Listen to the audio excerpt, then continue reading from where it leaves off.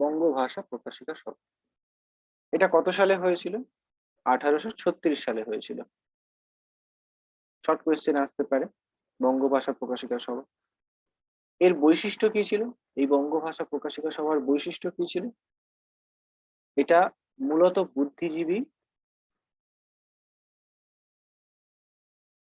বুদ্ধিজীবী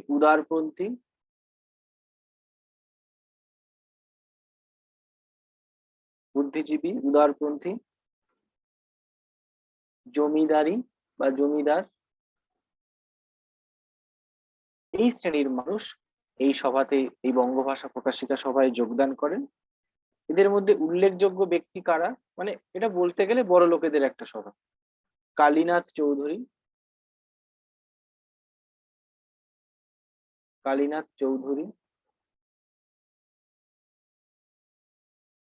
প্রসন্ন কুমার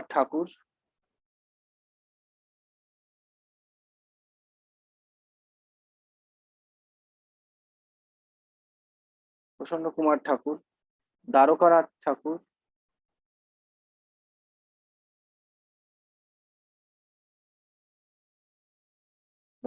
এরা বিশেষ উল্লেখযোগ্য।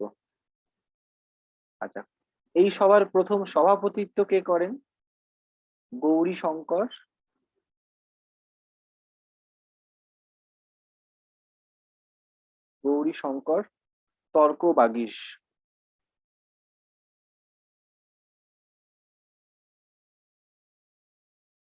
প্রথম সভাপতি এই সভার। ঠিক আছে, এরা মূলত কিসের জন্য এই সভা তাদের প্রতিবাদ করে? এরা মূলত নিষ্কর যে জমিগুলো পতিত জমি, যে জমিতে চাষ হয় না, সেই জমির উপর সরকার কর চাপাচ্ছিল, তার বিরুদ্ধে এরা প্রতিবাদ জানায়। নিষ্কর জমির উপর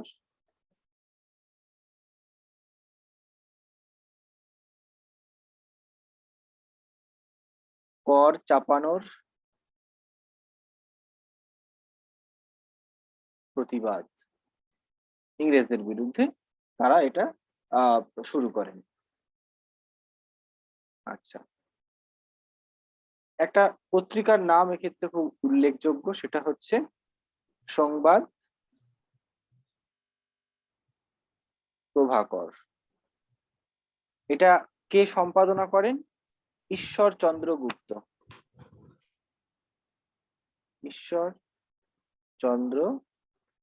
গুপ্ত সম্পাদনা। ঈশ্বরচন্দ্র গুপ্ত এটা সম্পাদনা করেন। এই পত্রিকায় মূলত লেখা হয়েছিল যে রাজকীয় যে বিষয়, সেই যে বিষয় তার উপরে বিবেচনা করার জন্য মূলত এই সভাটা তৈরি হয়েছিল। আর বঙ্গভাষা প্রকাশিকা সভা মূলত জমিদারদের জন্য কাজ করেছিল। উনি এই ঈশ্বরচন্দ্র গুপ্ত তার সংবাদ প্রভাকর পত্রিকায় তিনি এটা বলেন। তাহলে আমরা যদি ছোট করে একটা সাম আপ করি, প্রথম সভা সমিতির যুগের প্রথম যে সভা সেটা হচ্ছে বঙ্গভাষা প্রকাশিকা সভা, যার সময়কাল 1836 সালটা অবশ্যই মনে রাখবে। বঙ্গভাষা প্রকাশিকা সভা, এই সভাটা কাদের নিয়ে? বুদ্ধিজীবী, উদারপন্থী, জমিদারপন্থী, যারা এইসব মানুষদের নিয়ে এই সভা গঠিত হয়েছিল। এই সভার উল্লেখযোগ্য ব্যক্তিত্ব কারা? কালীনাথ চৌধুরী, প্রসন্ন কুমার ঠাকুর, দ্বারকানাথ ঠাকুর। এই সভা প্রথম সভাপতিত্ব করেন গৌরীশঙ্কর তর্কবাগীশ। এই সভার মূল উদ্দেশ্য কি ছিল বা তাদের মূল প্রতিবাদটা কি ছিল? সরকার যে নিষ্কর জমির উপর কর চাপাচ্ছে সেটা কোনোভাবে মানা যাবে না, এটা তাদের মূল প্রতিবাদ ছিল। আর এই বিষয়ে লেখালেখি হয় ঈশ্বরচন্দ্রের সংবাদ প্রভাকর নামক যে পত্রিকা আছে, সেই পত্রিকা এখানে লেখালেখি হয়। ব্যাস, এইটুকু মনে রাখলেই তোমাদের বঙ্গভাষা প্রকাশিকা সভা হবে। এরপরে যে সভাটা আসে 2 নম্বর। স্যার আমি একটা কথা বলতে চাই। হ্যাঁ, বলছি সবাই এগুলো লিখছো তো? তো লাস্টের 5 দাদা। মিনিট, খুব ভালো। তো স্যার লাস্টের 5 মিনিট ক্লাস শেষ করার আগে তোমাদের সময় দেবেন। তোমরা তার মধ্যে ক্লাসরুমে আপলোড করে দিতে পারবে তো? সবাই আগের বার করে শিখে গেছো। হ্যাঁ পারবো দাদা। হ্যাঁ দাদা পারবো। হ্যাঁ দাদা পারবো। Very good, great. ঠিক আছে স্যার, তো ক্লাসের লাস্ট 5 হুম। মিনিটে আমি থাকবো, আপনি বলে দেবেন, ওরা ওই টাইমে আপলোড করে দেবে ক্লাস ওয়ার্ক সেকশনে। ঠিক আছে স্যার? হ্যাঁ, আর তোমরা অবশ্যই করে এই ক্লাসগুলো এই যে পয়েন্ট করে একেবারে ছোট ছোট পয়েন্ট করে আমি তোমাদের বুঝিয়ে দিচ্ছি, তোমরা চেষ্টা করবে এখানে বসে এটা তৈরি করে নেওয়ার। যেমন আমি প্রথমে একবার বলে দিলাম, দিয়ে তারপর ক্লাসের বঙ্গভাষা প্রকাশিকা ক্লাসের সভাটা। মাঝখানে আমি ওদের 2-3টে কোয়েশ্চেন আপনি যা যা পড়াচ্ছেন না তার থেকে জিজ্ঞেস হুম হুম করবো। হুম ধরুন এখন 4:15 বাজে, তো আপনার ক্লাসটা হুম স্যার কটা অবধি চলে? 5:30 5:45 অবধি চলে। তো হ্যাঁ হ্যাঁ আমি মোটামুটি 5টা থেকে 5:15টার মধ্যে আপনি যা যা ততক্ষণে হুম। পড়াবেন তার মধ্যে থেকে ওদের প্রশ্ন আমি জিজ্ঞেস করে নেবো। 2 মিনিট Okay, okay. মাঝখানে তাহলে আমি খুব ভালো 5টার হয়। সময় আসবো, 2 মিনিট। ঠিক আছে? এখানে একটা হুম হুম পোল বলে হুম। অপশন হয় আমাদের জুম মিটিং এ, যেটা অন্য মিটিংস আচ্ছা গুলো হয় না। তো জুম মিটিং এ হয় বলে এই অপশনটা আমরা এখন এই সপ্তাহ থেকে আমরা এই কাজটা শুরু করছি। আচ্ছা, ঠিক আছে, তো তাহলে খুবই ভালো হবে। ওকে এখান থেকে তো আমি ওটা অপারেট করতে পারবো না। ঠিক আছে, খুব ভালো, থ্যাংক ইউ। Okay sir. আচ্ছা, প্রত্যেকেই মনোযোগ স্যার, দিয়ে শোনো। হ্যাঁ বলো। সংবাদ প্রভাকরের আগের লাইনটা একটু কি লিখেছেন একটু বলবেন? আমি তো একটু লেট করে ঢুকেছি। আচ্ছা আচ্ছা, আমি আরেকবার বলে দিচ্ছি। আমরা সভা সমিতির যুগ করছি। সভা সমিতি মানে কি, আমরা আমরা এই কংগ্রেস, এরপরে আমরা দেখবো কংগ্রেস প্রতিষ্ঠা হচ্ছে, সেখানে বিভিন্ন ধরনের ব্যক্তিত্বরা আসছে। তো এই কংগ্রেস তো একটা অনেক বড় প্রতিষ্ঠান। এই কংগ্রেস প্রতিষ্ঠার আগে, এই কংগ্রেস দল এখন তোমরা দেখতে পাও হাত চিহ্ন, ওই কংগ্রেস। এই কংগ্রেস প্রতিষ্ঠার আগে ভারতবর্ষের রাজনৈতিক পরিস্থিতি কেমন ছিল সেইটা এখানে আলোচনা করা হয়েছে। যে ছোট ছোট সভা গড়ে উঠছে, তারা তাদের দাবিগুলোকে নিয়ে ইংরেজদের কাছে যাচ্ছে। এই রকম হতে হতে একটা সময় দেখা গেল একটা বড় সভা, অর্থাৎ Congress, national Indian national Congress, সেই কংগ্রেস গড়ে উঠছে। এই যে যে সভা সমিতি অনিলশীল, এই যে পুরো পর্বটাকে, এই পর্বটাকে সভা সমিতির যুগ বলে উল্লেখ করেছেন। বিভিন্ন ধরনের সভা এই সময় হয়েছিল। আমি গতদিন বলেছিলাম একাডেমিক অ্যাসোসিয়েশন, মাদ্রাস অ্যাসোসিয়েশন, পুনা সার্বজনিক সভা, তা হচ্ছে গিয়ে তারপর ইস্ট ইন্ডিয়া অ্যাসোসিয়েশন। আমি এগুলো অল্প অল্প করে বলেছিলাম, বা আমি এপাশে আমি আরেকবার লিস্ট করে দিচ্ছি কোন সভা, কোন সভা কে কি বলা হয়েছে। ঠিক আছে? এটা আমি লিস্ট করে দিচ্ছি, আমি এবারে লিস্ট করে দিচ্ছি আরেকবার, তোমাদের সুবিধা হবে তাহলে। ঠিক আছে, তো আমি আগে বঙ্গভাষা প্রকাশিকা সভাটা বলে নিই। আচ্ছা, আমাদের একটু দ্রুত বলতে হবে, কারণ এটা চেষ্টা করব একটু এগিয়ে যাওয়ার। বঙ্গভাষা প্রকাশিকাটা হচ্ছে গিয়ে এরকম প্রথম একটা সভা, 1836 সালে প্রথম সভা এটা তৈরি হয়। এখন প্রশ্ন করতে পারো তোমরা, স্যার এটা কি প্রথম রাজনৈতিক সংগঠন? না, এটা প্রথম রাজনৈতিক সংগঠন বলা যাবে না, এটা একটা সভা। এরপরে যেটা হয়েছিল জমিদার সভা, সেটাকে রাজনৈতিক সংগঠন বলবো, সেটাকে আমরা প্রথম রাজনৈতিক সংগঠন হিসেবে উল্লেখ করতে পারি। তো বঙ্গভাষা প্রকাশিকা সভা 1836 সালে হয়েছিল। এর মূল কি, বুদ্ধিজীবী যারা ছিল, যারা বুদ্ধিজীবী উদারপন্থী জমিদার, অর্থাৎ সমাজে যারা উচ্চ পর্যায়ের মানুষ, ভারতবর্ষীয় সমাজে যারা উচ্চ পর্যায়ের মানুষ, তারা এই সভার সঙ্গে যুক্ত ছিলেন। এরকম কয়েকজন ব্যক্তির নাম কি, এরকম বঙ্গভাষা প্রকাশিকা সভার সঙ্গে যুক্ত কয়েকজন ব্যক্তি হলেন কালীনাথ চৌধুরী, প্রসন্ন কুমার ঠাকুর, দ্বারকানাথ ঠাকুর, এরা খুবই উল্লেখযোগ্য। এই সভা প্রথম পরিচালনা করেন কে, সভাপতিত্ব করেন কে, গৌরীশঙ্কর তর্ক বাগীশ, তিনি এই সভা প্রথম সভাপতিত্ব করেন। এরপর নিষ্কর যে জমি, সেই নিষ্কর জমির উপর কর কর চাপানোর প্রতিবাদে এরা এই সভা প্রথম শুরু করেছিল।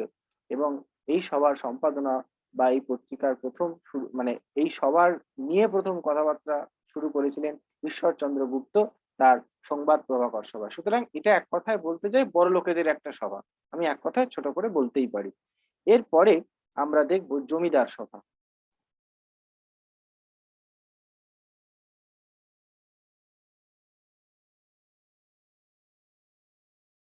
এরপরে আমরা দেখব জমিদার সভা। এটা কোন কোন বইতে 37 আছে, কোন কোন বইতে 38 আছে, তবে 38টাই বেশি গ্রহণযোগ্য।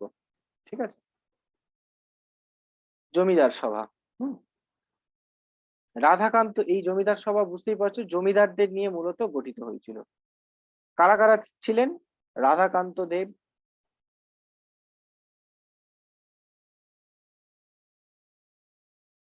রাধাকান্ত দেব, দ্বারকানাথ ঠাকুর,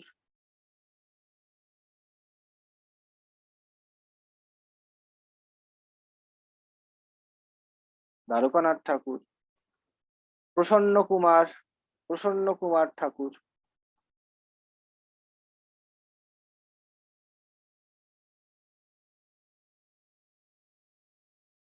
প্রসন্ন কুমার ঠাকুর। এরা কোথায় মিলিত হলো? এরা হিন্দু কলেজে মিলিত হলো, হিন্দু কলেজ। 1817 সালে এটা প্রতিষ্ঠা হয়, হ্যাঁ মাথায় রাখবেন। তাহলে রাধাকান্ত দেব, দ্বারকানাথ ঠাকুর, প্রসন্ন কুমার ঠাকুর, এরা সকলে মিলে মিলিত হয়ে ল্যান্ড হোল্ডার সোসাইটি বা জমিদার সভা এটি গঠন করেন। এই যে ল্যান্ড হোল্ডার সোসাইটি, এটাও বলা হয়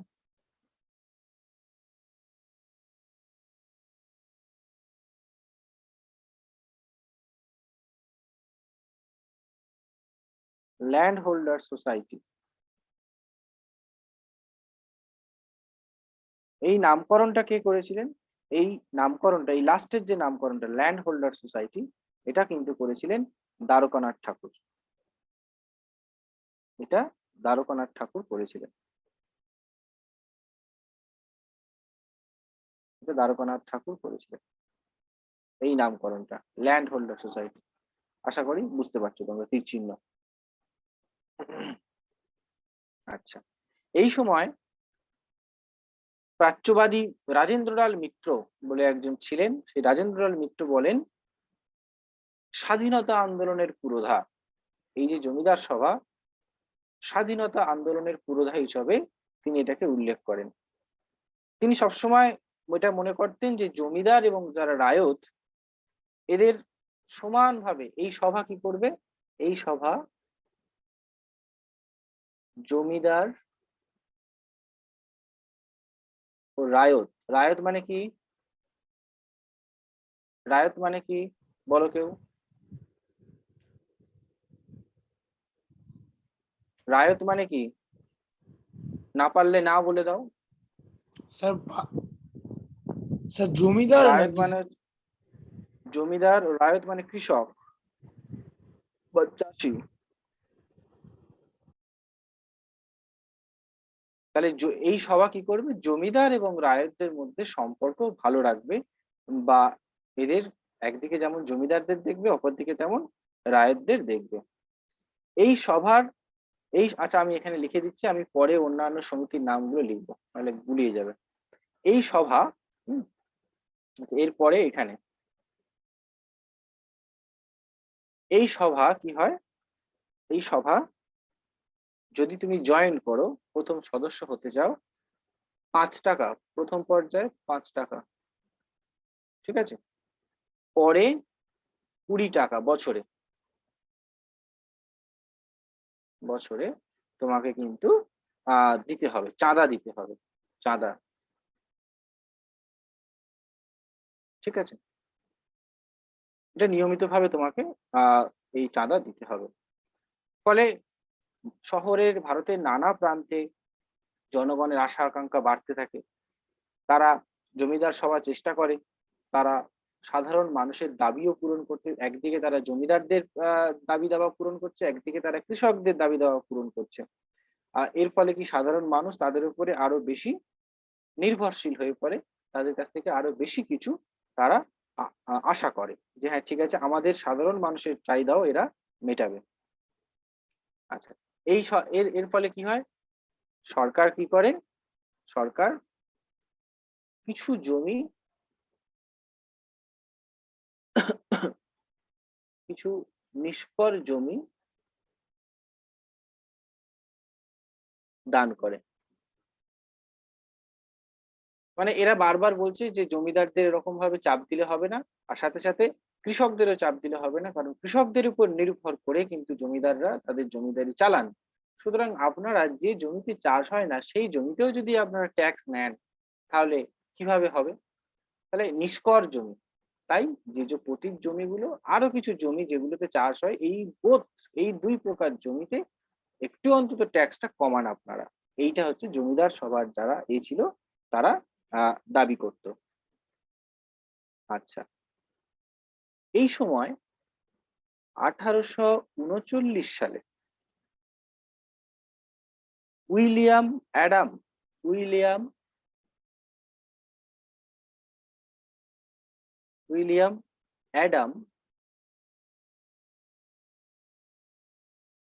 অ্যাডাম কি গড়ে তোলেন? ব্রিটিশ ইন্ডিয়ান সোসাইটি গড়ে তোলেন।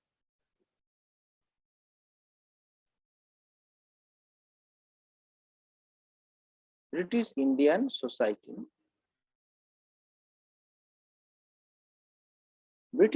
সোসাইটি গঠন করেন। এটা হচ্ছে গিয়ে তোমাদের লন্ডনে প্রথম এটা গড়ে ওঠে। উইলিয়াম অ্যাডামস এটা লন্ডনে গড়ে ওঠে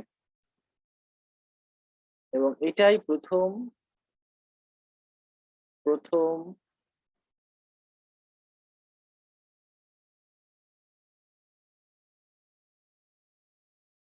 আচ্ছা এটা বাদ দাও, এটা যখন কংগ্রেস পড়াবো তখন বলে দেবো, এখন এটা দিলে গুলিয়ে ফেলবে তোমরা।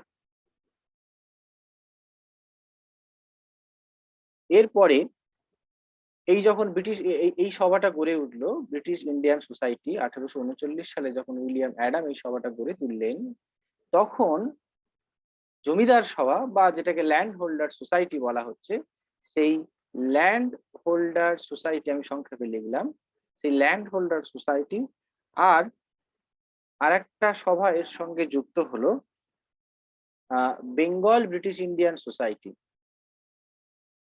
Bengal British Indian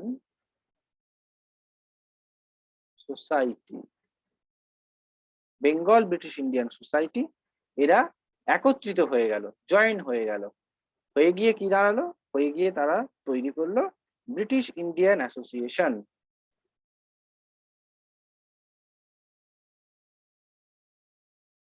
British Indian association.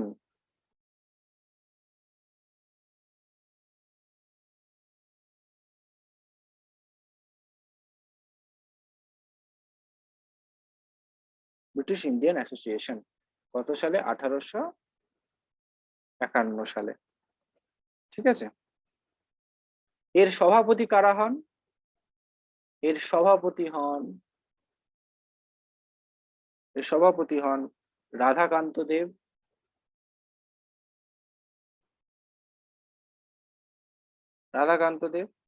আর সম্পাদক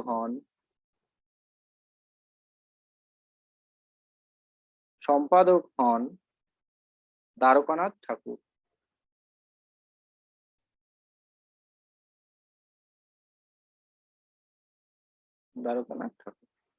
সভাপতি রাধাকান্ত দেব আর সম্পাদক হন দ্বারকানাথ ঠাকুর।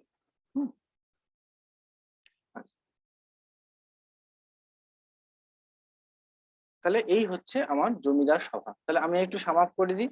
1837 বা কোনো বইতে 38 সালে এই জমিদার সভা প্রতিষ্ঠা হয়। দ্বারকানাথ ঠাকুর এটাকে ল্যান্ড হোল্ডার সোসাইটি বলেছেন। এর উল্লেখযোগ্য সদস্যরা হলেন রাধাকান্ত দেব, দ্বারকানাথ ঠাকুর, প্রসন্ন কুমার ঠাকুর। হিন্দু কলেজে 1817 সালে যে হিন্দু কলেজ প্রতিষ্ঠা হয়েছিল, এই সমস্ত সদস্য মিলে তারা কি করেন, তারা জমিদার সভা প্রতিষ্ঠা করেন হিন্দু কলেজে সকল সদস্যরা মিলিত হয়ে। এদের মূল উদ্দেশ্য কি ছিল? জমিদার এবং যারা কৃষক অর্থাৎ রায়ত তাদের সম্পর্ককে ভালো রাখা এবং তাদের দাবি দাওয়াগুলো পূরণ করা। এই সভার সদস্য হতে গেলে প্রথমে 5 টাকা করে দিতে হতো এবং বার্ষিক তারা 20 টাকা চাঁদা নিত।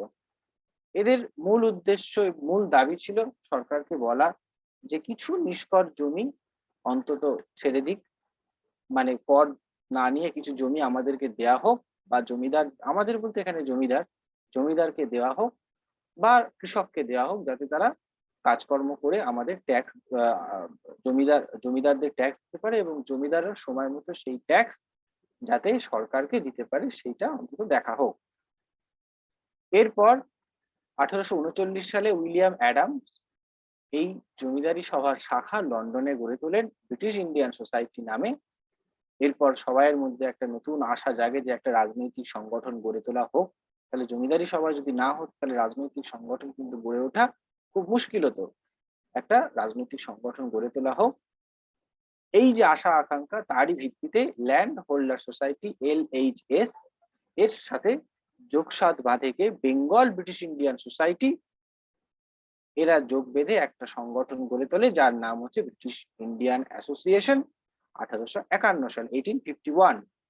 এই ব্রিটিশ ইন্ডিয়ান অ্যাসোসিয়েশনের সভাপতিত্ব করেন রাধাকান্ত দেব এবং সম্পাদক নিযুক্ত হন, প্রথম সম্পাদক হন দ্বারকানাথ ঠাকুর। পরবর্তীকালে বোম্বে, অযোধ্যা, পুনে, মাদ্রাজ বিভিন্ন জায়গায় এর শাখা তৈরি হয়েছিল। ওকে, তো এই পর্যন্ত কারোর কোথাও বুঝতে অসুবিধা আছে? না স্যার। না স্যার। চলো না স্যার। নেক্সট আমি চলে যাই। তোমরা তিনজন আছো নাকি? না স্যার, সবাই আছি। ও আচ্ছা আচ্ছা স্নেহময় বাদে আছে স্নেহময় নেই। সবাই। হ্যাঁ স্যার, নিয়মই নেই। আচ্ছা আচ্ছা, ঠিক আছে চলো। এবারে আমরা দেখব ভারত সভা।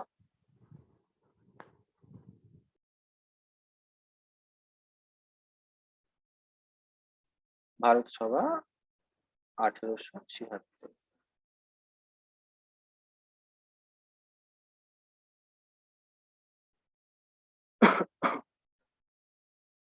আচ্ছা, এই ভারত সভার পূর্বে বলা হচ্ছে যে শিশির কুমার ঘোষ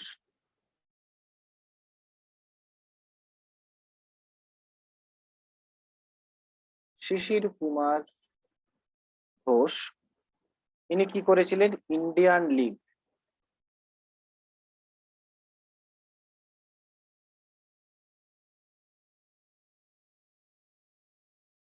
লীগ, ইনি গঠন করেছিলেন। অনেকে বলে থাকেন যে ইন্ডিয়ান লীগের মধ্যে কিন্তু ভারত সভার বীজ নিহিত ছিল, ইন্ডিয়ান অ্যাসোসিয়েশন বা ভারত সভা যাই বলো না কেন। এবং যদি বৃহত্তর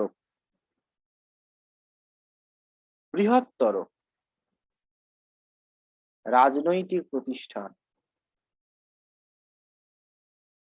বৃহত্তর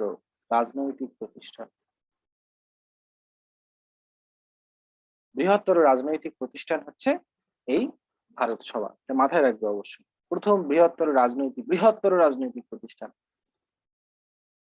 এবং আমাদের দেশে যে আন্দোলন, বড় আন্দোলনের পথে যাওয়ার কিন্তু প্রথম এইটাই দিয়ে সূত্রপাত হয়।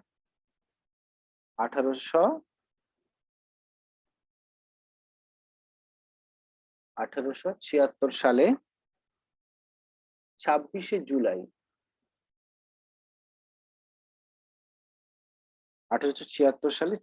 জুলাই সুরেন্দ্রনাথ ব্যানার্জি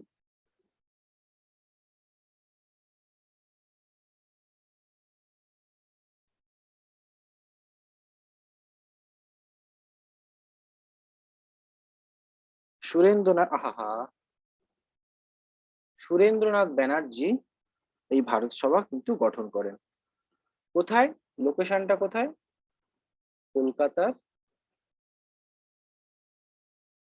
কলকাতার অ্যালবার্ট হলে।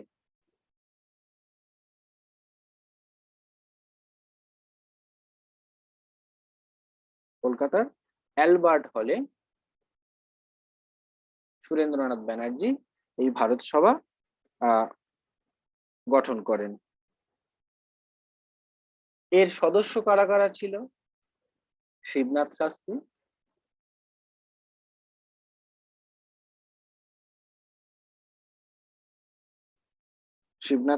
আনন্দমোহন বসু,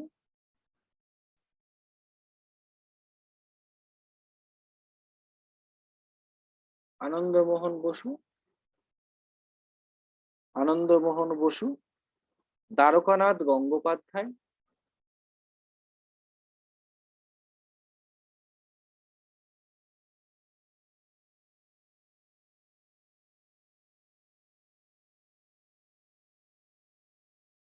গঙ্গোপাধ্যায়, এরা খুব উল্লেখযোগ্য ছিলেন।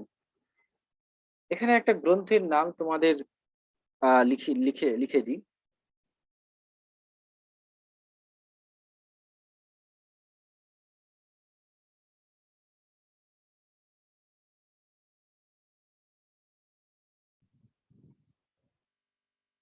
আর নেশন ইন মেকিং, এটা কার লেখা? এটা সুরেন্দ্রনাথ ব্যানার্জির লেখা। স্যার এটা ফার্স্ট চ্যাপ্টারে পড়েছিলাম স্যার। আচ্ছা, যাই হোক, রিভিশন হয়ে গেল। সুরেন্দ্রনাথ ব্যানার্জির লেখা এই বইটা, আর নেশন ইন মেকিং। ঠিক আছে, এই বইতে ভারত সভা সম্পর্কে অনেক কথা তিনি বলেছেন। এদের মূলত 4টি উদ্দেশ্য ছিল।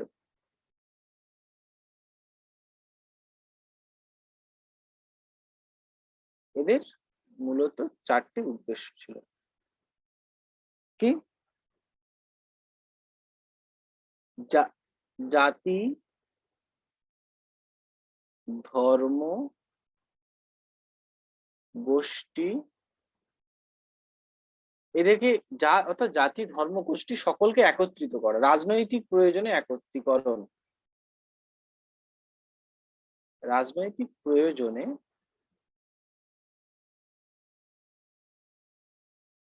একত্রীকরণ। 2 নম্বর কি? দেশব্যাপী বিশাল জনমত, দেশব্যাপী বিশাল জনমত গঠন। 3 নম্বর কি?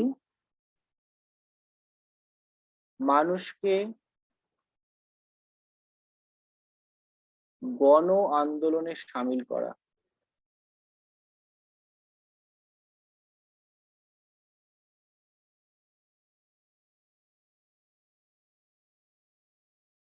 মানুষকে গণ আন্দোলনে সামিল। 4 নম্বর কি? হিন্দু ও মুসলমানের মধ্যে ঐক্যবোধ জাগ্রত করা,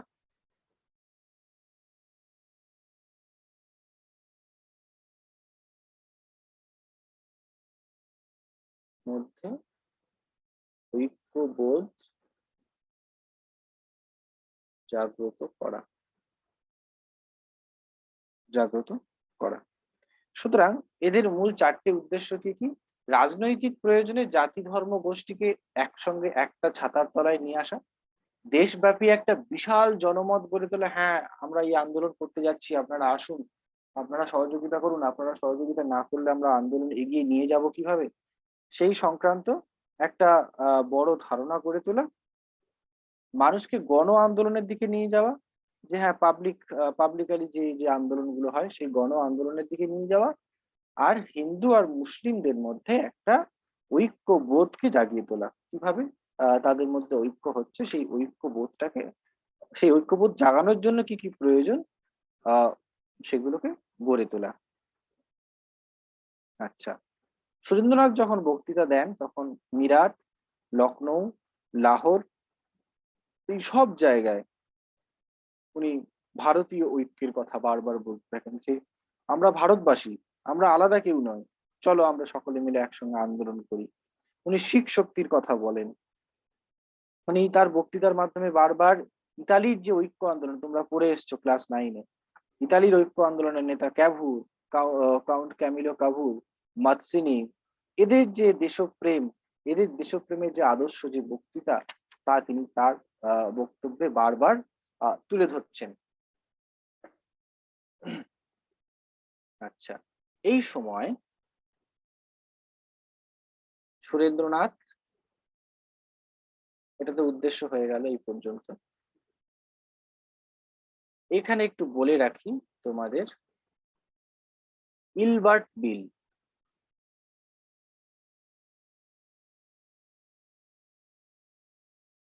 ইলবার্ট বিল সম্পর্কে তোমাদের ছোট্ট করে 2-1 কথা। ইলবার্ট বিল জানো কি? ইলবার্ট বিল কোনো আইডিয়া আছে ইলবার্ট বিল সম্পর্কে? এই ভারত সভা যখন, হ্যাঁ, এই ভারত সভা যখন প্রতিষ্ঠা হয়, তখন প্রতিষ্ঠার পর থেকে তারা যখন তাদের উদ্দেশ্যগুলো একের পর এক পূরণের চেষ্টা করছে, তখন এই ইলবার্ট বিল নিয়ে একটা গুরুত্বপূর্ণ ভূমিকা তৈরি হয়। কারণ আইসিএস পরীক্ষা, বলে রাখি ছোট্ট করে, আইসিএস যে পরীক্ষা হয়েছিল, পরীক্ষা হয় আর কি, এই পরীক্ষাটা ইন্ডিয়ান সিভিল সার্ভিস, এই পরীক্ষাটার বয়স 21 থেকে কমিয়ে 19 বছর করে দেয়া হয়েছিল। 21 থেকে কমিয়ে 19 বছর করে দেয়া হয়েছিল। এর প্রতিবাদে, এই 1 নম্বর প্রতিবাদ, আর আরেকটা প্রতিবাদ কি, ইলবার্ট বিলের প্রতিবাদ। তাহলে এই দুটোর প্রতিবাদে ভারত সভা ব্যাপকভাবে আন্দোলন শুরু করেছিল। দুটি প্রতিবাদ, দুটি প্রতিবাদ, একটা হচ্ছে আইসিএস পরীক্ষা 21 থেকে 19, আর একটা হচ্ছে ইলবার্ট বিল। স্যার এখানে এটা কি ভারত হ্যাঁ। সভার প্রতিবাদ? হ্যাঁ, এই দুটো, যেমন এদের রাজনৈতিক উদ্দেশ্য তোমরা দেখতেই পাচ্ছ 4টে, আর ভারত সভা এই দুটো প্রতিবাদ করেছে, ইলবার্ট বিল আর আইসিএস পরীক্ষা বয়স 21 থেকে 19 বছরে কমিয়ে আনার যে প্রতিবাদ, সেই প্রতিবাদ করেছিল। এর মধ্যে আমি তোমাদের যেটা বলবো সেটা হচ্ছে ইলবার্ট বিল সংক্রান্ত আলোচনা। ঠিক আছে, ইলবার্ট বিল নিয়ে কি কি হয়েছিল সেই নিয়ে তোমাদেরকে বলবো।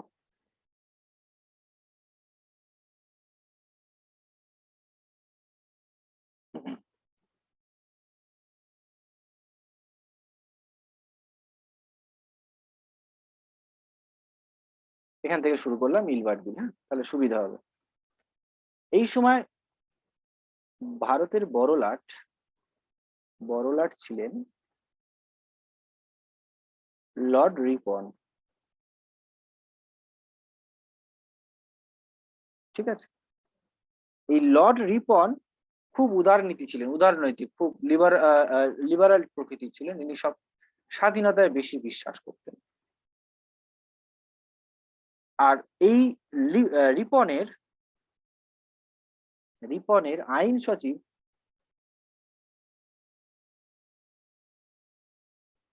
সচিব এর নাম হচ্ছে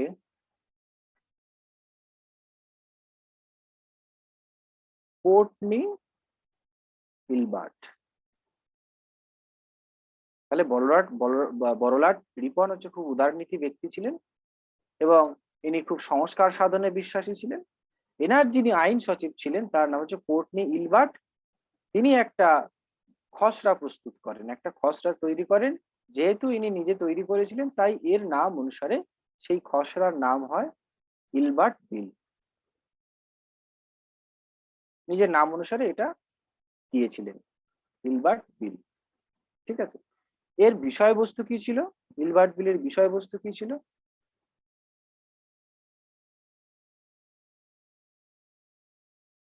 1 নম্বর, এটা 2 নম্বর, 3 নম্বর, তোমাদের বুঝতে সুবিধা হবে। এর বিষয়বস্তু কি ছিল? এর বিষয়বস্তু হচ্ছে 1873 সালে ফৌজদারি আইনবিধি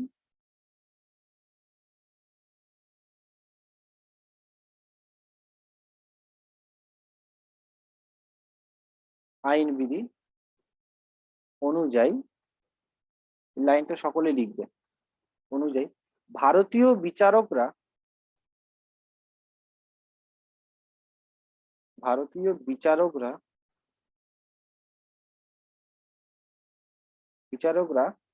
কোন ইউরোপীয়দের বিচার করতে পারবে না।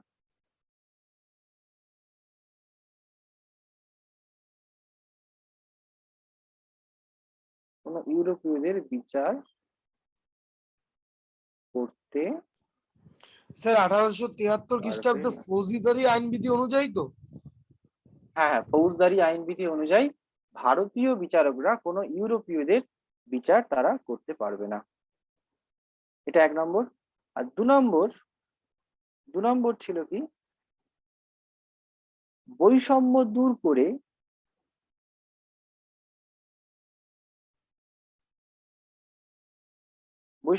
করে ভারতীয়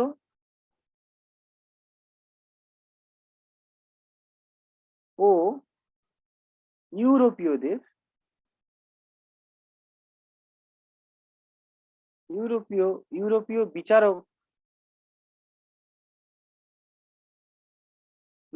বিচারকদের সমক্ষমতা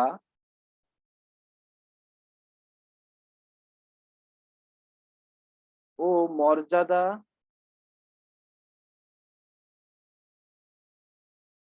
প্রদানের উদ্দেশ্যে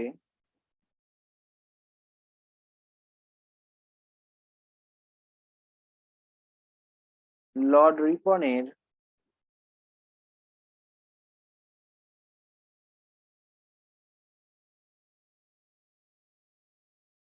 পরামর্শে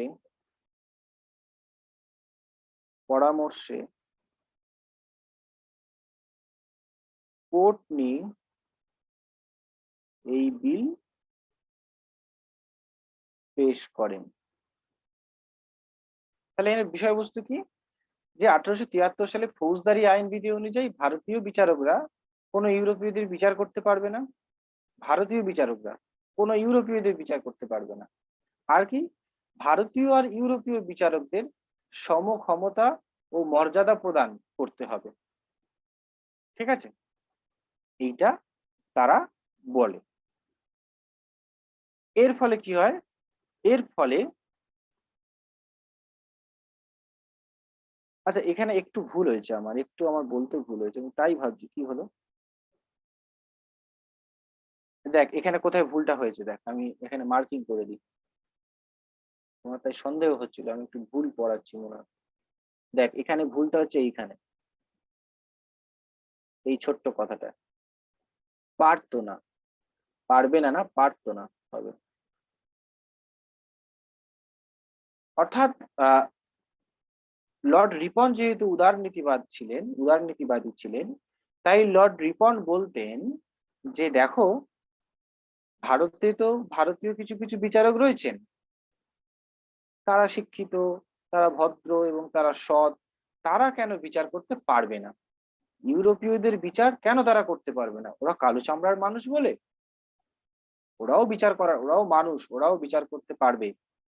এক নম্বর তিনি এটা বললেন যে এতদিন পর্যন্ত ইউরোপীয়দের বিচার ভারতীয়রা করতে পারছিল না, সেটা এখন থেকে ভারতীয় যারা জাজ হবে তারা বিচার করতে পারবে। আর ইউরোপীয় জাজকে যেরকম মর্যাদা দেওয়া হয়, ভারতীয় বিচারকদের ক্ষেত্রেও সেম মর্যাদা, সেম বেতন দান করা হবে। বোঝাতে পেরেছি কোথায় আমি ভুল বলছিলাম? হ্যাঁ স্যার। হ্যাঁ স্যার বলো দেখি কি বললাম। বিষয়বস্তু দ্বিতীয় পয়েন্টটা আরেকবার বলবেন। ইলবার্ট বিল আমি বলছি, হ্যাঁ ইলবার্ট বিলে এতদিন পর্যন্ত ভারতীয়রা কোনো ইউরোপীয়দের বিচার করতে পারতো না, কেননা যেহেতু ওরা সাদা চামড়া আর আমরা কালো চামড়ার মানুষ, শিক্ষিত যোগ্যতা থাকার সত্ত্বেও আমরা তাদের বিচার করতে পারতাম না। কিন্তু এখন মানে এই ইলবার্ট বিলে লর্ড রিপন বলছেন যে না, ভারতীয়রা এটা বিচার করতে পারবে, এবং ভারতীয় এবং ইউরোপীয়দের মধ্যে, বিচারকদের মধ্যে যে ক্ষমতার ডিভিশন রয়েছে, সেই ক্ষমতার ডিভিশনটাকে এখন হটিয়ে দাও, যাতে করে ইউরোপীয়রা বলতে না পারে যে ও তো ভারতীয় বিচারক, ওর কাছে আমি বিচার হব না। অতএব ভারতীয় বিচারকদের যে ক্ষমতা দেয়া হলো, ইউরোপীয় বিচারকদের সেই ক্ষমতা দেয়া হলো, ফলে আর ক্ষমতার কোনো বিভাজন রইল না। কিন্তু আমি ঘোরালাম স্লাইডটা, কিন্তু এর ফল ভালো হলো না। যথারীতি কি হলো, ইউরোপীয়রা রেগে গেল।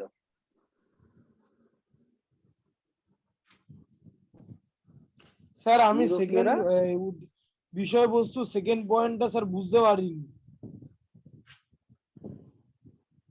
প্রথম পয়েন্টটা বুঝতে পেরেছিস? হ্যাঁ স্যার, দ্বিতীয় পয়েন্টটা এই যে বৈষম্য দূর করে ভারতীয় ও ইউরোপীয় বিচারকদের সমক্ষমতা মর্যাদা প্রদানের উদ্দেশ্যে লর্ড রিপনের, তারপর আর কিছু বুঝতে পারছি না। রিপনের পরামর্শে কোর্টনি এই বিল পেশ করেন, মানে কোর্টনি ইলবার্ট, পুরো নামটা আমি সংক্ষেপে লিখেছি, কোর্টনি এই বিল পেশ করেন। লেখার থেকে লিখবি তো অবশ্যই, আগে বোঝার উপরে জোর দে, তাহলে নিজে নিজেই লিখতে পারবি। তাহলে আমি আবারও বলছি যে 1873 সালে ফৌজদারি বিধি অনুযায়ী ভারতীয় যারা বিচারক, তারা ইউরোপীয় যারা মানুষ তাদেরকে বিচার করতে পারতো না। ইউরোপীয় মানুষদের বিচার ইউরোপীয় জাজ করতো, সাদা চামড়ার জাজ করতো। লর্ড রিপন বললেন যে না, এটা করা যাবে না, ভারতীয়রাও এর বিচার করতে পারবে। তোদের মনে হতে পারে স্যার ইংরেজ হয়ে এইসব কথা বলছে। হ্যাঁ, লর্ড রিপন খুব উদারপন্থী লোক ছিলেন, তাই বলছেন। লর্ড রিপন বলছেন না, ইউরোপীয়দের বিচারও ভারতীয়রা করবে। এবং এই এই যে ইউরোপীয় বিচারক, ভারতীয় বিচারক, এই যে কথাটা, এই কথাটা যেন আর না আসে, তার জন্য ভারতীয় বিচারকদের ক্ষমতা দিয়ে দাও, ওদেরকেও ইউরোপীয় বিচারকদের মতো ওদের হাতে ক্ষমতা দিয়ে দাও, তাহলে ওরা এই কাজটা সুন্দরভাবে করতে পারবে।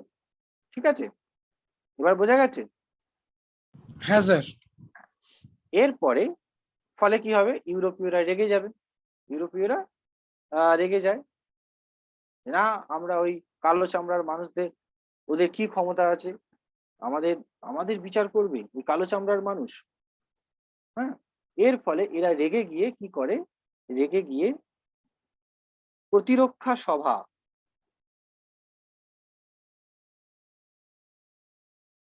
প্রতিরক্ষা সভা এটাকে কারা গড়ে তোলে? ইউরোপীয়রা প্রতিরক্ষা সভা নামে একটি সংগঠন গড়ে তোলেন।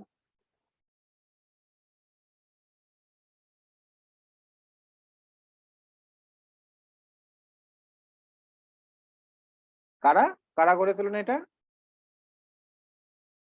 কারা গড়ে তোলেন? ইউরোপীয়রা। হ্যাঁ, ভেরি গুড, ইউরোপীয়রা গড়ে তোলেন। কাদের বিরুদ্ধে গড়ে তোলে? ভারতের বিচারপতিদের বিরুদ্ধে। হ্যাঁ, ভারতের বিচারপতি ওই বা লর্ড রিপন এদের বিরুদ্ধে এটা একটা, তার কারণ তাদের মর্যাদায় আঘাত লাগছে যে ওরা কালো চামড়ার মানুষ আমাদের বিচার করবে, এত বড় ক্ষমতা, এরকম একটা ভাব। এই সময় ভারত সভা ভারত সভা ভারত সভা প্রতি আন্দোলন গড়ে তোলে, প্রতি আন্দোলন গড়ে তোলে। কাদের বিরুদ্ধে? এই প্রতিরক্ষা সভার বিরুদ্ধে প্রতি আন্দোলন গড়ে তোলে, যেটা ইউরোপীয়রা করছিল প্রতিরক্ষা সভা, তার বিরুদ্ধে গড়ে তোলে। কারণ আমরা তো ভারতীয়, আমরা তো অবশ্যই চাইবো ভারতীয়রা বিচার করুক, তারাও সমান মর্যাদা পাক। সুরেন্দ্রনাথ ব্যানার্জি এটা প্রথম গড়ে তোলেন। ঠিক আছে, প্রচুর মিটিং মিছিল হয়, আন্দোলন হয়, শেষ পর্যন্ত কি হয়? শেষ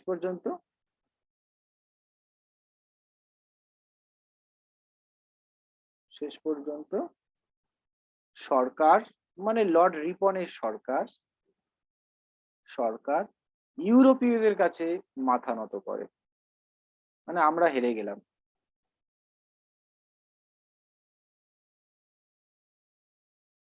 ইউরোপীয়দের কাছে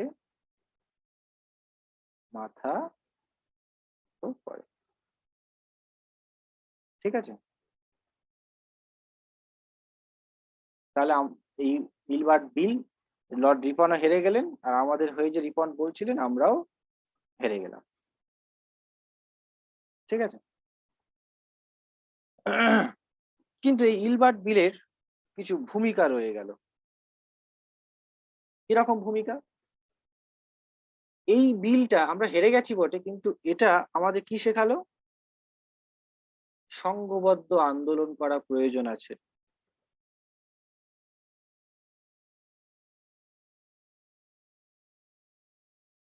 সংঘবদ্ধ আন্দোলন আমরা স্যার এটা ভাবলাম। এটা এটা কি স্যার ভূমিকার আন্ডারে লিখবো?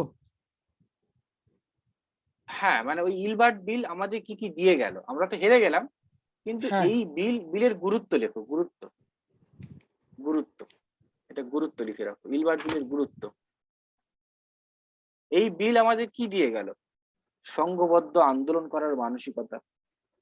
এখান থেকে আমরা বুঝলাম যে আমরা যদি একা আন্দোলন করতে যাই পারবো না, আমাদের সংঘবদ্ধভাবে আন্দোলন করতে হবে, প্রতিবাদ করতে হবে, এই প্রতিবাদে সারা দেশে ঝড় তুলে দিতে হবে, সংঘবদ্ধ আন্দোলন। ঠিক আছে, 2 নম্বর কি দেখলাম? 2 নম্বর কি হবে? জাতি বিদ্বেষের নির্লজ্জ বহিঃপ্রকাশ। জাতি বিদ্বেষের নির্লজ্জ বহিঃপ্রকাশ।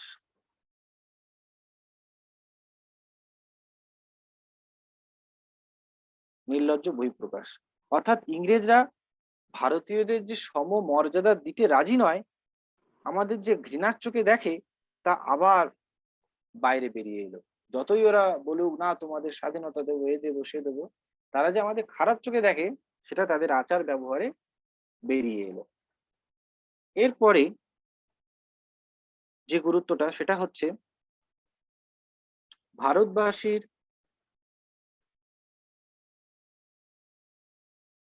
ভারতবাসীর নিজস্ব অধিকার সম্পর্কে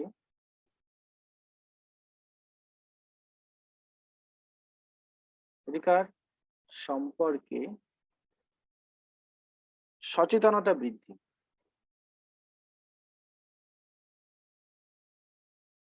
নিজস্ব অধিকার সম্পর্কে সচেতনতা বৃদ্ধি, অর্থাৎ ভারতীয়দের প্রতি যে অবমাননাকর আচরণ করা হচ্ছে, সেটা ভারতীয়রা বুঝতে পারে যে আমাদের অধিকারটা এবার আমাদের ছিনিয়ে নিতে হবে। এদের কাছে হাতে পায়ে ধরে কোনো লাভ নেই, এরা আমাদের কোনোদিনই সেই অধিকার দেবে না। ইলেকট্রিক যাবে নাকি? আলো ফালো কাঁপছে কেন? এরপরে আছে জাতীয় সম্মেলন প্রতিষ্ঠার ধারণা। জাতীয় সম্মেলন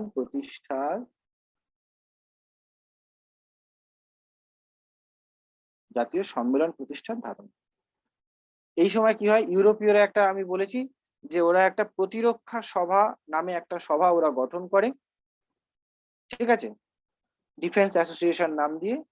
তখন সুরেন্দ্রনাথ বোঝেন যে বাহ, এরা তো বেশ ভালো একটা, এবং সাফল্যও পায়। আমরা দেখলাম যে সাফল্য পেয়ে গেল, তারা একটা সংগঠন গঠন করলো এবং সাফল্য চলো, তাহলে আমাদেরও একটা সংগঠন গঠন করতে হবে, আমরাও একটা সংগঠন তৈরি করে আমরাও কিন্তু এরকম সাফল্য অর্জন করতে পারি, সেই বিষয়ে আমাদের নজর দিতে হবে। বোঝা গেল? আর কি? আর যেটা বললেন সেটা হচ্ছে আন্দোলন, তহবিলের প্রয়োজনীয়তা। আন্দোলন করতে গেলে টাকা পয়সার প্রয়োজন হয়।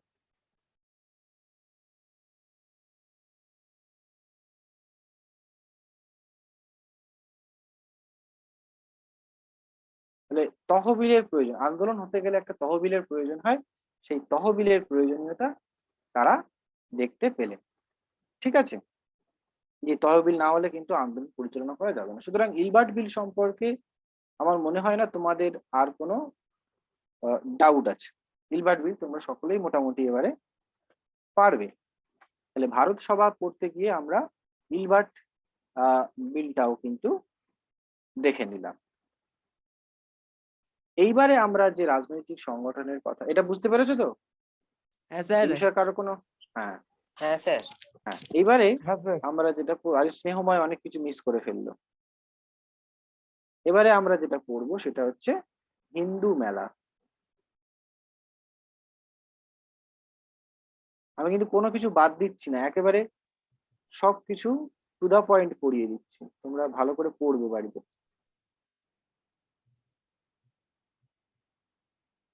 হিন্দু মেলা। স্যার হিন্দু মেলাও কি একটা সভা? আমরা পড়ছি হিন্দু মেলা সম্পর্কেও আমরা বিস্তারিত পড়বো, ডোন্ট ওয়ারি। এটা কি, এই হিন্দু মেলাটা শুরু করেছিলেন, মানে শুরু হয়েছিল স্যার এটা কি মূলত, নবগোপাল মিত্র স্টার্ট হ্যাঁ করেছিলেন? হ্যাঁ হ্যাঁ হ্যাঁ, অবশ্যই অবশ্যই। এটা শুরু করেছিলেন দেবেন্দ্রনাথ, মানে ওনার প্রিয় পাত্র রাজনারায়ণ বসু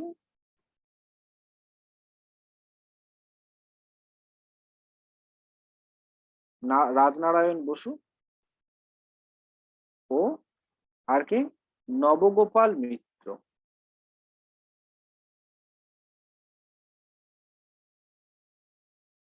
রাজনারায়ণ বসু ও নবগোপাল মিত্র, এদের মূল উদ্দেশ্য কি ছিল? এদের মূল উদ্দেশ্য ছিল হিন্দু পুনরুজ্জীবন, মানে হিন্দু ধর্মকে, হিন্দুত্বকে জাগিয়ে তোলা।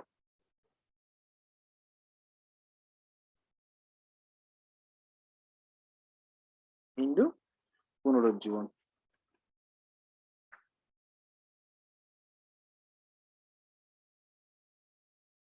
প্রথম পর্যায়ে এই নবগোপাল মিত্র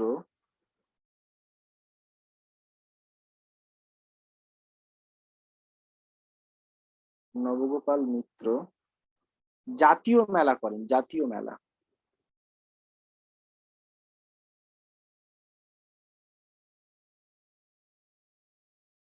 জাতীয় মেলা করেন নবগোপাল মিত্র।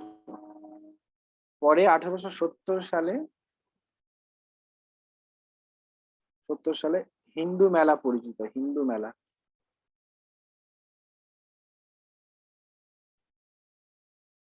তাহলে এটা জাতীয় মেলা, সেখান থেকে হিন্দু মেলা নামে এটা পরিচিত হয়। এর মূল উদ্দেশ্য হিন্দু ধর্মকে পুনরুজ্জীবিত করা আর দেশপ্রেম, দেশপ্রেম ও স্বাধীনতার আদর্শ, স্বাধীনতার আদর্শ সবাইকে অনুপ্রাণিত করা। তবে 1880 সালে হিন্দু মেলার অস্তিত্ব লোপ পায়।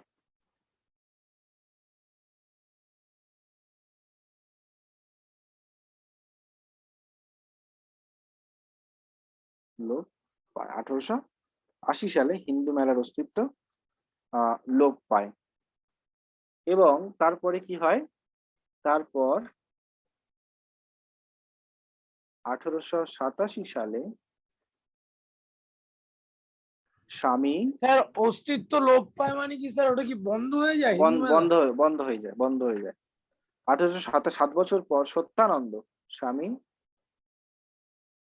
সত্যানন্দ অগ্নিহোত্রী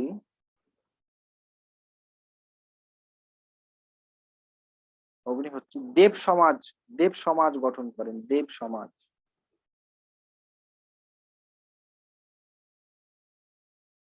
দেব এটা সমাজ, কি অগ্নিহোত্রী? হ্যাঁ অগ্নিহোত্রী দেব সমাজ গঠন করেন, এই আন্দোলন চালিয়ে যায়। পরে এর নাম হয় চৈত্র মেলা। এই দেব সমাজ আন্দোলনে পরে নাম হয় চৈত্র মেলা। এর উদ্দেশ্য ছিল কি, অগ্নিহোত্রী দেব সমাজ গঠন। হ্যাঁ গঠন করেন, আমি তো বলে দিচ্ছি, গঠন করেন, তার লিখিনি আমি, ঠিক আছে, যেটা পরবর্তীকালে চৈত্র মেলা নামে পরিচিত হয়।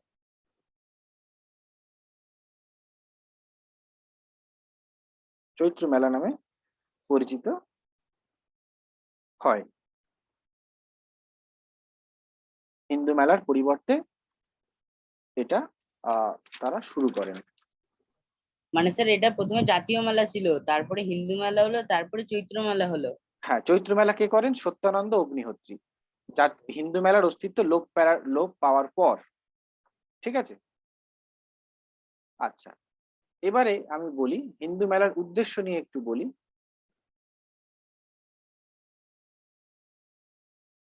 এই হিন্দু মেলার উদ্দেশ্য কি ছিল? হিন্দু মেলার উদ্দেশ্য ছিল হিন্দুদের ঐক্যবদ্ধ করা,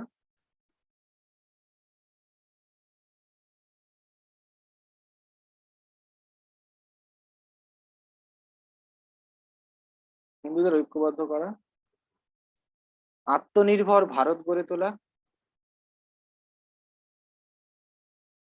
মানে আমরাই সব কাজ করব, বাইরে থেকে কিছু নেব না, ভারত গড়ে তোলা,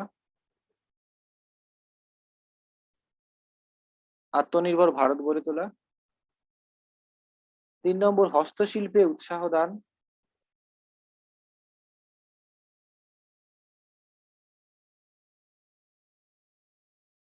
হস্তশিল্পে উৎসাহ দান।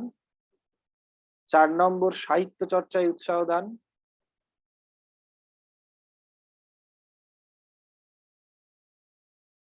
উৎসাহ।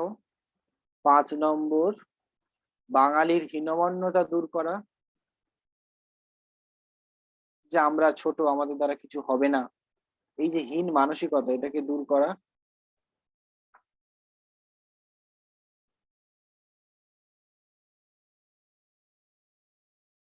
6 নম্বর শরীর চর্চায় উৎসাহ দেওয়া।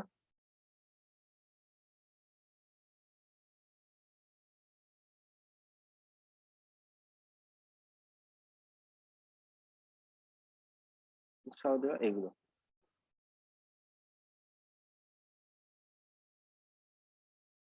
এরপর তারা কি কাজ করতো কার্যাবলী যদি দেখি, কার্যাবলী যদি দেখি, ধর্ম, হিন্দু ধর্ম ও ইতিহাস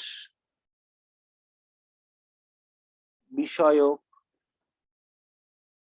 হিন্দু ধর্ম ও ইতিহাস বিষয়ক বক্তৃতা,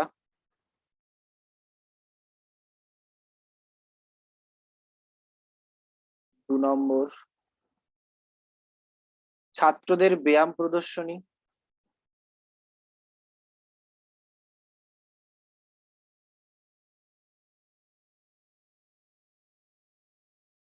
প্রদর্শনী, 3 নম্বর মেলা,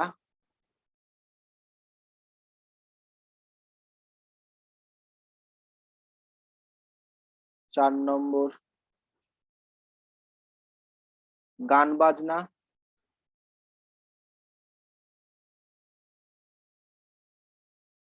'ফল ফুল প্রদর্শনী,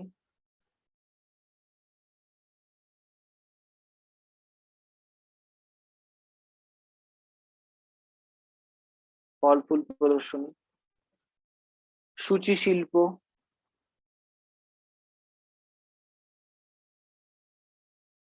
সূচি শিল্প, 5 নম্বর মাটির জিনিস প্রদর্শনী। স্যার সূচি শিল্পটা কি? এটা বিভিন্ন ধরনের মানে তোমার ওই আঁকা বা এই জাতীয় কিছু ছবি পেন্টিং এর ব্যাপার স্যাপার কিছু। ও আচ্ছা আমি স্যার, একটু দেখে আর একটু ভালো করে বলে দেবো, ঠিক আছে? আচ্ছা হ্যাঁ এটা স্যার। চহসই হবে, হ্যাঁ আমি দেখে আর একটু ভালো করে বলে দেবো। স্যার হ্যাঁ বলো। স্যার সিনেমায় জয়েন করেনি কারণ ওর জ্বর হয়েছে। সে কি রে? হ্যাঁ স্যার, ওর মা বলছিল, বলেছে। এই রে, এখন কেমন আছে? স্যার মানে ওকে জিজ্ঞাসা করেছিলাম তো ওর মা মেসেজ করেছিলেন যে ওর জ্বর হয়েছে, আর কিছু বলেননি। ও আচ্ছা। প্রবন্ধ প্রতিযোগিতা, এই ক্লাসে কোনো আপডেট নেই কেন? আমাদের গ্রুপে কেন এরকম হচ্ছে? কেন হচ্ছে আপডেট আসছে না গ্রুপে? আমি যেন গ্রুপে আপডেট দেখতে পাই। 4 নম্বর অধ্যায় থেকে আজকের থেকে স্টার্ট করবি সকলে। ঠিক আছে স্যার। তাহলে এদের কর্মসূচিগুলো তোমরা বুঝতে পারছো, ঠিক আছে? এই হচ্ছে এদের কর্মসূচি। আচ্ছা, এদের অবদান কি?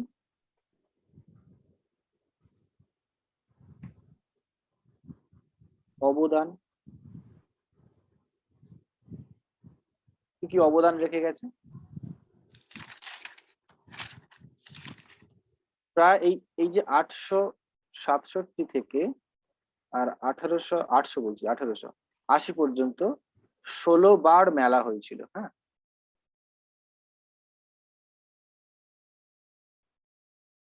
16 বার এই মেলা, এই সরি 16 না 14 বার, 14 বার এই মেলা হয়। কি কি অবদান আছে, এর গুরুত্ব কোথায়? 1 নম্বর, স্যার এটা হিন্দু মেলার অবদান তো? হ্যাঁ অবশ্যই আমি এখন হিন্দু মেলায় পড়ছি। এদের কি একটা গান হয়, মিলে সবে ভারত সন্তান, ইউটিউবে সার্চ করবে পেয়ে যাবে, মিলে সব ভারত সন্তান। এটা কার লেখা? সত্যেন্দ্রনাথ ঠাকুরের লেখা।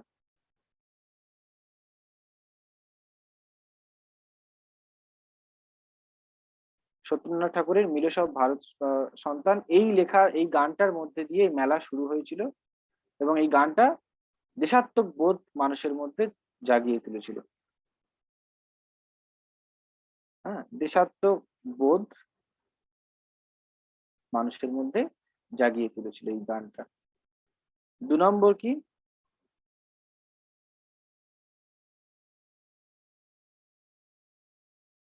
যারা ভালো রচনা লিখবে,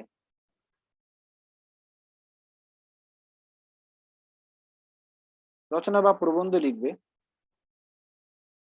তাদের পুরস্কার দেওয়া,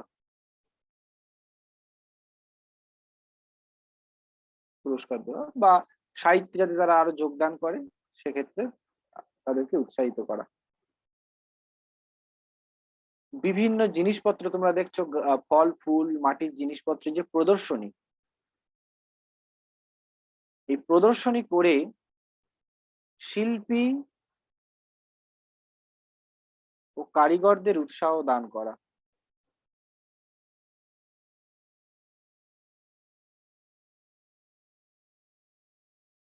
কারিগরদের উৎসাহ দেওয়া।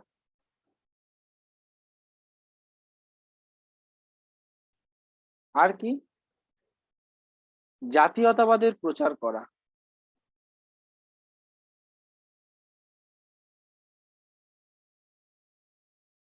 জাতীয়তাবাদের প্রচার করা, জাতীয়তাবাদের প্রচার করা, এই হচ্ছে তাদের অবদান। কিন্তু তাদের সীমাবদ্ধতাও ছিল।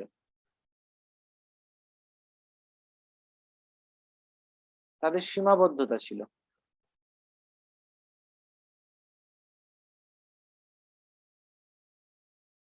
সীমাবদ্ধ কি ধরনের সীমাবদ্ধতা? এক নম্বর কি, হিন্দু ধর্মকে তারা বেশি প্রাধান্য দিয়েছিল।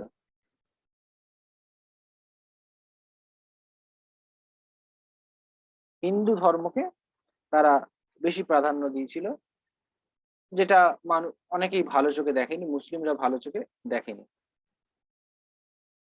দু নম্বর কি, রাজনৈতিক কার্যাবলীর অভাব ছিল।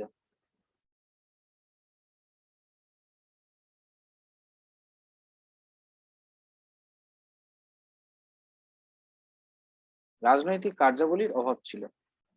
হ্যাঁ, মানে শুধু প্রদর্শনী করলে কি আর হবে, আন্দোলনও তো করতে হবে, সেটা ওদের মধ্যে ছিল না। তিন নম্বর কি, এই সময় অন্যান্য রাজনৈতিক সংগঠন যেমন ভারত সভা বা আরো কিছু যে সভাগুলো গড়ে উঠেছিল, রাজনৈতিক সংগঠন জনপ্রিয়তা, অন্যান্য রাজনৈতিক সংগঠনগুলো জনপ্রিয় হয়ে উঠেছিল, ফলে হিন্দু মেলা দুর্বল হয়ে পড়ে। আর চার নম্বর কি, সক্রিয় নেতার অভাব।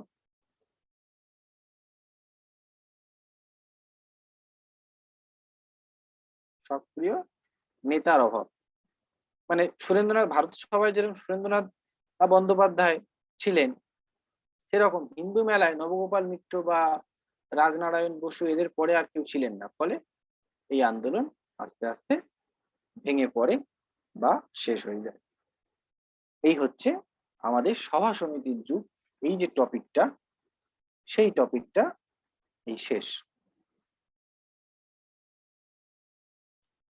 বলো এবারে কারোর কোনো অসুবিধা আছে? আমাদের আর একটা টপিক বাকি আছে, সেটা হচ্ছে রেখায়, লেখায় ও রেখায় জাতীয়তাবাদের প্রকাশ। এটা এই চ্যাপ্টারের লাস্ট টপিক। তোমাদের এক্সাম আছে না নেক্সট উইক থেকে স্কুলে? হ্যাঁ দাদা, পরীক্ষা আছে সামনে হ্যাঁ বুধবার দাদা। থেকে। ওটার সিলেবাস কমপ্লিট হয়ে গেছে নিশ্চয়ই? হ্যাঁ দাদা, হয়ে গেছে। হ্যাঁ, আচ্ছা ঠিক আছে। তা আপনি এখন যদি প্রশ্ন করেন করতে পারেন, একটা টপিক মোটামুটি শেষ হয়েছে সভা সমিতির যে যুগ। আচ্ছা আচ্ছা, তোমরা সবাই তাহলে রিভাইজ করে নাও 5 মিনিট, আমি কোশ্চেন জিজ্ঞেস করছি।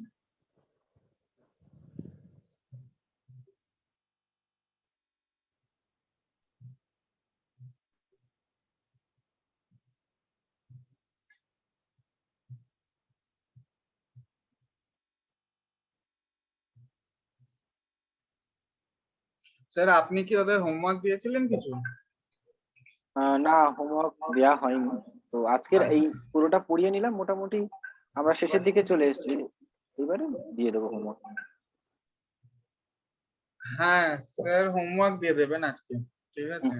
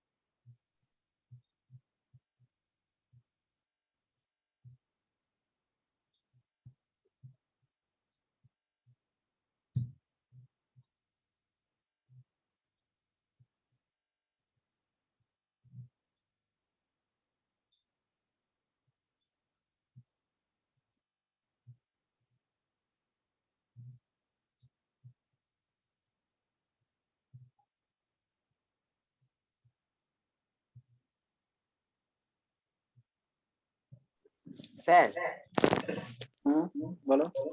বলছিলাম যে এই সভা সমিতির যুগে এত এই সভাগুলো যে গড়ে উঠেছিল এতে ওই কোম্পানি কোনো বাধা দেয়নি, বাধা সৃষ্টি করেনি?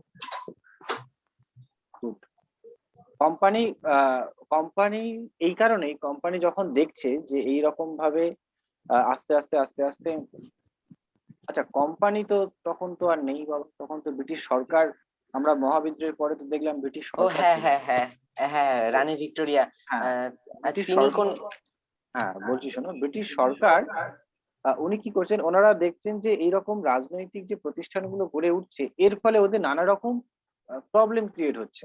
আরো অনেক রাজনৈতিক সংগঠন যেগুলো তোমাদের সিলেবাসে সব নেই, অনেক দক্ষিণ ভারতেও প্রচুর রাজনৈতিক সংগঠন গড়ে উঠেছিল।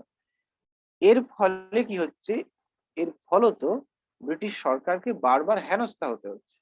তখন ওরা ব্রিটিশ সরকার কি ভাবলেন যে ঠিক আছে, আমরা তাহলে এতগুলো রাজনৈতিক সংগঠন না গঠন করার সুযোগ দিয়ে আমরা একটা রাজনৈতিক সংগঠনের কারণ এরা তো মানুষ স্বাদ পেয়ে গেছে না, যে হ্যাঁ আমাদের প্রতিবাদ এইভাবে করতে হবে, এইটাকে ধরে রাখার জন্য, যাতে একেবারে বন্ধ করে দিলে কি হবে, ব্রিটিশ সরকার এর বিরুদ্ধে সবাই ক্ষোভে ফেটে পড়বে। তাই একেবারে বন্ধ না করে দিয়ে অল্প অল্প করে বন্ধ করার জন্য বললেন যে তোমরা একটা ছাতার মধ্যে সবাই এসো। এইভাবেই আচ্ছা ব্রিটিশ সরকার বুদ্ধি করে অ্যালান অক্টেভিয়ান হিউমের মাথা থেকে একটা বেরোলো যে জাতীয় কংগ্রেস নামে কোন একটা বড় রাজনৈতিক সংগঠন করলে, আসলে ছোট ছোট চারিদিকে সংগঠন হওয়ার ফলে সবাই একটা কি করছে, মানে ব্রিটিশ সরকার নজর দিতে পারছে না, একবার এর কথা শুনে একবার ওর কথা শুনে। তখন ব্রিটিশ সরকার ভাবলো যে এগুলোকে বাদ দিয়ে তোমরা সবাই একটা ছাতার তলায় এসো, সেটা হচ্ছে জাতীয় কংগ্রেস। এই ও এই কংগ্রেসের মধ্যে দিয়ে তোমরা তোমাদের বক্তব্যগুলো পেশ করো, আমরা শুনবো। তোমরা এত সংগঠন করলে আমরা শুনতে পারবো না, আমাদের সময় নেই। বোঝা গেল? আপত্তি তো অবশ্যই হ্যাঁ হ্যাঁ করেছে বলেই রাজনৈতিক সংগঠন বলো কংগ্রেস। এখন অনেকে বলে থাকেন যে কংগ্রেস প্রতিষ্ঠা কি ব্রিটিশ সরকারের পক্ষে মৃত্যুর পরোয়ানা হয়ে গেল, নাকি কংগ্রেস সরকার ব্রিটিশ সরকারের ভিতকে আরো শক্ত করেছিল?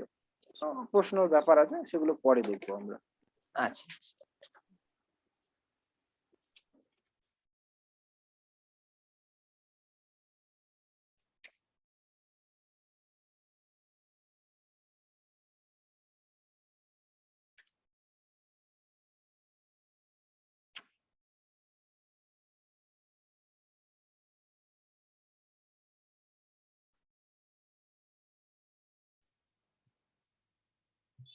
তাহলে মোটামুটি রিভিশন কমপ্লিট। কোয়েশ্চেন জিজ্ঞেস করি।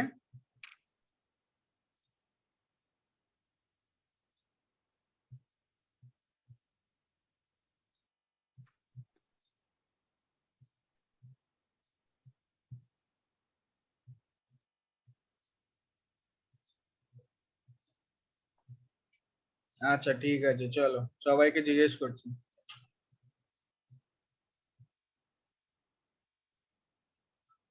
স্ক্রিনে একটা কোয়েশ্চেন আসবে, সবাই উত্তর দেবে, ঠিক আছে?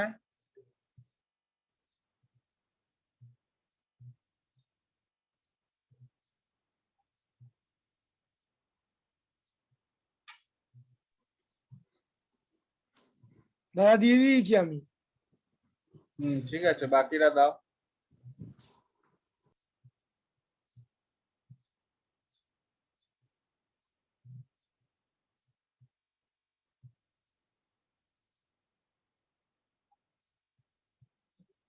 স্যার আপনিও দিয়ে দেবেন, ঠিক আছে? তাহলে মানে কারেক্ট আনসারটা আমি বুঝে যাবো। মানে আপনি দিলে আমি এখানে কাউন্টটাই বুঝতে পেরে যাবো কে কে দিচ্ছে আর কি। চলো সবাই দিয়ে দিয়েছে।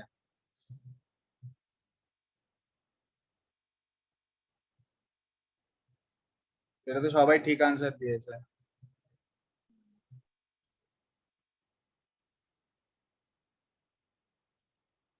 আচ্ছা চলো নেক্সট কোয়েশ্চেন।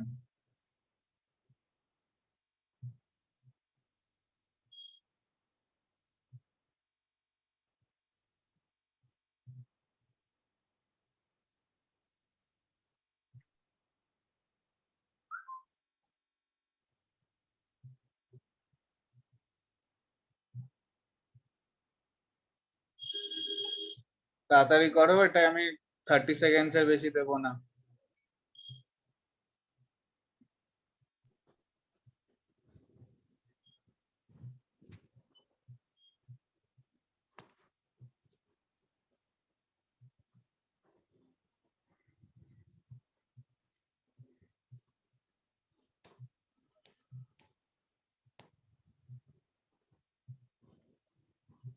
চলো হয়ে গেছে।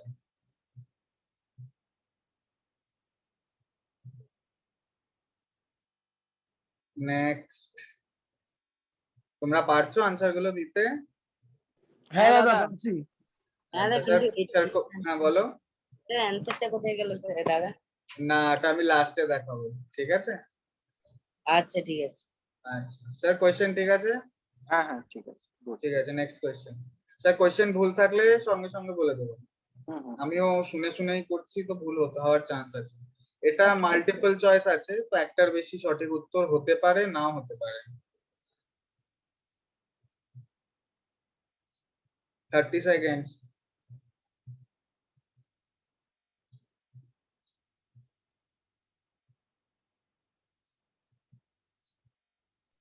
দাদা এখানে দুটো উত্তর ছিল দাদা। ওই বলিস না। সরি দাদা।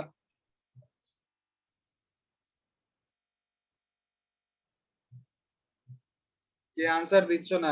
কেউ একজন তো আনসার দিচ্ছেন না।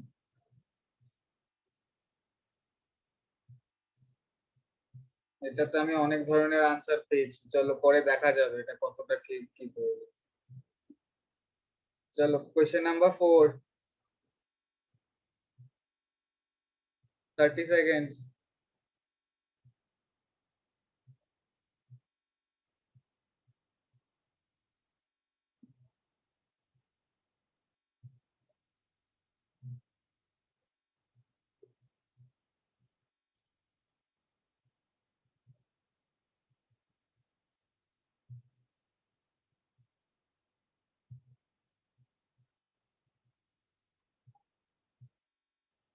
চলো সবাই দিয়ে দিয়েছে।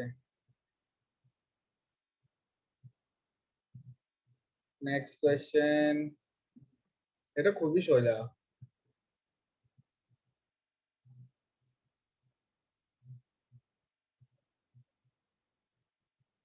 বার্ষিক চাঁদা কে 5 টাকা করলো?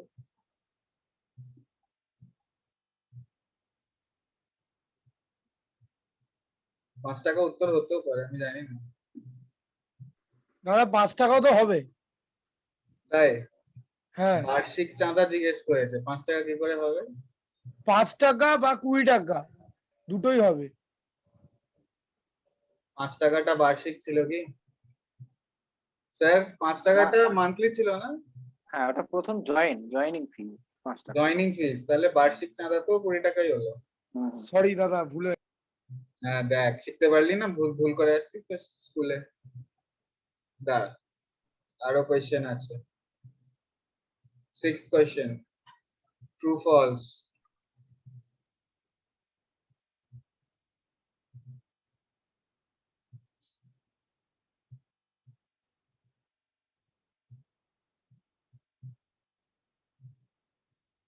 ব্রিটিশ ইন্ডিয়ান সোসাইটি 1851 সালে প্রতিষ্ঠা করা হয়েছিল। দাদা ওটা কি ছিল? আমি কনফিউজ মানুষ। কে জানে, আমি ইচ্ছা হলো দিয়ে দিলাম। এখানে তো 6 জন স্টুডেন্ট, 20 জন 25 জন থাকলে একজন দুজন ওটাও মার্ক করে দিত।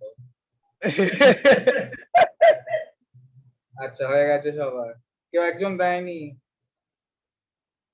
আমি পরে সব দেখতে পাবো কে দিচ্ছে না। এখন আমি সব রেজাল্ট ডাউনলোড করে নিচ্ছি। এগুলোর উপরে কিন্তু আমরা স্কোর দেবো, কিন্তু বলে রাখলাম।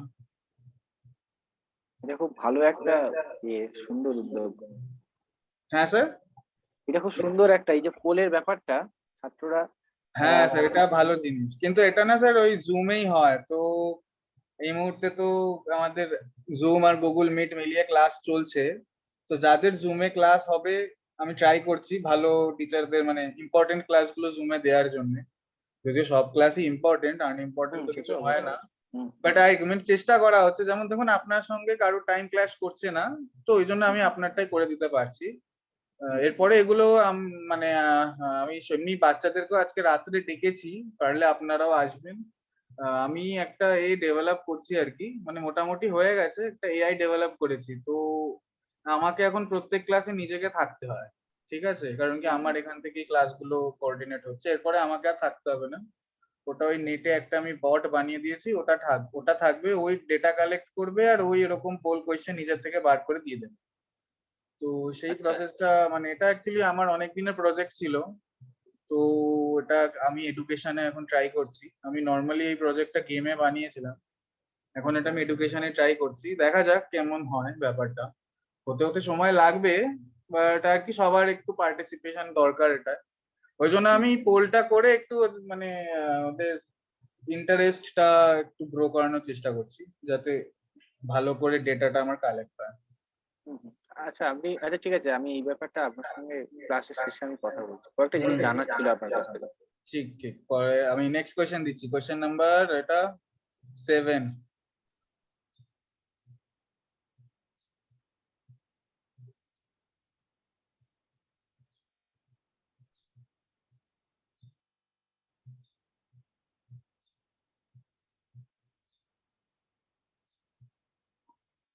সবাই দিয়ে দিয়েছে, ভেরি গুড। কোয়েশ্চেন নাম্বার 8, এটা লাস্ট কোয়েশ্চেন। আমি সবগুলো করতে পারিনি, তোমাদের যা যা পড়ানো হয়েছে, বাট যতটা পেরেছি নেক্সট ক্লাসে আমি ট্রাই করব সবগুলো, সব সেকশন মানে যা যা পড়ালেন স্যার সবগুলোর থেকে কভার করার জন্য।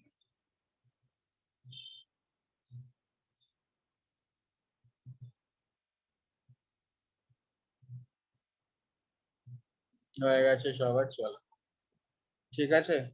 আমি আনসার ডাউনলোড করে নিয়েছি আমার কাছে। তো এটার যে রেজাল্ট হচ্ছে প্রত্যেক ক্লাসে, সেটা আমি তোমাদের যেমন স্যারের সঙ্গে ক্লাসরুম আছে না, ওখানেই স্ট্রিমে আপলোড করে দেবো রেজাল্টটা, ঠিক আছে। ক্লাস ওয়ার্কের কি রেজাল্ট হলো, কে কি দিয়েছে, আর কোশ্চেনের সঠিক উত্তরগুলো কি, সেগুলো ওখানে পেয়ে যাবে, ঠিক আছে। ক্লাসের তোমরা চাইলে এখনই তোমরা স্ট্রিমে আপলোড করে দিতে পারো, অথবা স্যারের থেকে লাস্ট 5 মিনিট নিয়ে স্ট্রিমে আপলোড করবে। এখন এটা ক্লাসের পার্ট কিন্তু, ঠিক আছে, স্ট্রিমে আপলোড করাটা এটা জরুরি, এই জন্যই তোমাদের অ্যাটেন্টিভ থাকার জন্য এটা জরুরি, ঠিক আছে স্যার, আপনি কন্টিনিউ করতে পারেন। হ্যাঁ।